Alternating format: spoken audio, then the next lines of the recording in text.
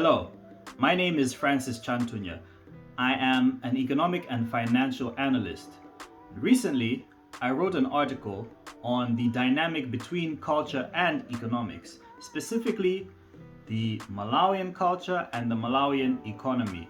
And this could relate to, or it could apply to any African economy and any world economy, truly, because the dynamic between culture and economics is one that deserves examination, and culture influences economics and economics influences culture. And I took the Malawian context and wrote an article specifically on that, and it was published in the Daily Times, a newspaper in Malawi. And I would like to read that article to you if you don't mind. I will leave a link in the description below for those of you who do enjoy reading for yourselves. But for those of you who may enjoy my voice as I read, I've been told I have a late night radio DJ voice. I don't know how true that is, but there we go. I'll read it to you. I had titled it A Time for Cultural Reset. Although I don't think that's the title that the editor went with, but that's what I'm going with. Anyway, a time for cultural reset. A time comes when a people must decide who they are going to be. There can be no development, economic or otherwise, without identity. For identity is the foundation of action. What we do is determined by who we are. You must know who you are to know where you want to go.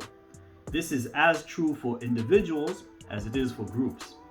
Group identity is informed by what we know as culture, the core beliefs, practices, and symbols that unite a people. No great civilization has ever emerged without a strong cultural foundation to build upon.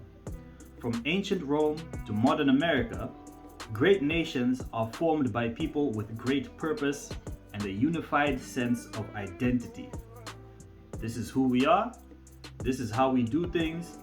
This is why we do them. That last part may not be stated explicitly, but in implicit actions and embedded in the culture, it may be present. Anyway, back to the article. Where a sense of identity is a source of strength for developed nations, a lack of identity is perhaps what keeps many developing countries in a perpetual state of underdevelopment. Government policy is often guided by prevailing cultural principles. What we believe in shapes our political system, judicial framework, and economic planning. Nations that believe in individual freedoms often rank highly in ease of doing business. Nations that value the rule of law have fair court systems, which in turn provide a stable business environment as investors trust in the state when legal recourse is needed. Conversely, bureaucracy is prevalent in cultures that favor control over freedom, and corruption prevails where morality is for sale. Where there is excessive red tape and money is valued over morals, the risk of corruption is high. In a corrupt and bureaucratic economy, people will fear losing their time and money trying to do business, and that economy will see few investors, whether domestic or foreign. These conditions also give rise to underground economies. The more red tape, the bigger the black market. Whether a nation is a net producer or a net consumer is determined by culture. People who see themselves primarily as savers will save, investors will invest, and consumers will consume. When their economies and infrastructure were decimated by the effects of World War II, both Germany and Japan were able to rebuild as industrial economies because the people viewed themselves as industrious. We must remember that the market forces of supply and demand are influenced by wants and needs.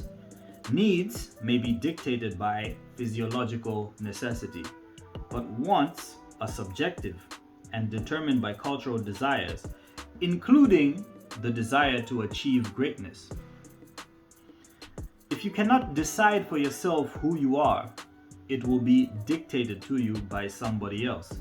If you could not stand firm in your beliefs, they will be trampled upon by anyone with stronger convictions than yours, including the conviction to amass wealth unfairly. It is my belief that we grant excess power to forces beyond our control, such as colonialism, racism, and geographical location, as the chief reasons for poverty in Malawi. While these influences are indeed present, they have provided convenient scapegoats that allow us to continue down a path of mediocrity with little to no self-reflection. Switzerland is a logistical powerhouse despite being landlocked. Singapore is a financial hub despite being a former colony of the UK and then Malaysia.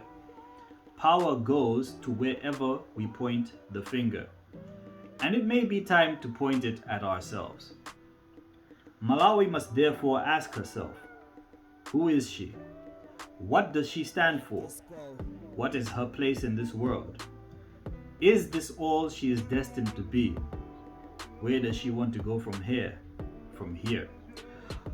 Without clear answers to these questions, the country may be left forever wandering in the wilderness, never reaching the promised land.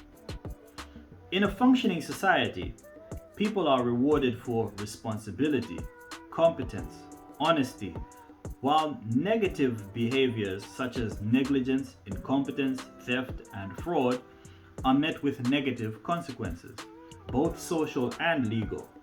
Where punishments are not enforced, these undesirable behaviors are more likely to occur.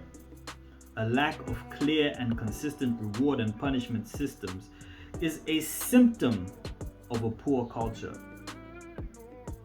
Weak cultures have weak belief systems. Weak belief systems lead to weak people. Weak people build weak institutions. Weak institutions are easily corrupted. The root of corruption in Malawi is thus: those who seek power and do so for selfish reasons know that the people are weak in conviction and will not stand up to those who would cheat the system. As long as they can abuse power with no consequence, they will continue to do so. There is a need for a cultural reset if there is ever going to be an economic reset. Action must be guided by principle. People must know why they do what they do. One of the reasons Christianity has been so successful in both its reach and its endurance is its guiding principles. The tenets of Christianity contribute to a successful life and a successful community when applied consistently. Treating others as you would like to be treated creates a harmonious community. Remaining faithful to your spouse reduces the chances of conflict and the spread of disease. While inspired by spirituality, these principles produce positive outcomes for local communities that aggregate into positive outcomes for a nation. The routines, conversations, and artifacts people participate in and interact with act as reminders of the ideals that they strive towards. This is the very reason culture exists, to remind a group of their purpose and their place in the world. A strong culture begins with strong leaders in each household. Strong men and women create strong families. Strong families build strong communities. Strong communities develop a strong culture, and strong cultures create strong nations. Only by creating a meritocracy, a culture of excellence where honesty, hard work, and fairness are rewarded, lying, cheating, and stealing are consistently punished, will we ever see Malawi develop as a nation. Movement follows mindset, and capital follows culture. I wrote that as I thought about where Malawi is going to be in its 60th year of independence, which is 2024, this year. Malawi has been independent for 60 years, but we've seen little to no economic progress. We've We have been politically independent, but we are yet to be economically independent. We still rely on donor aid.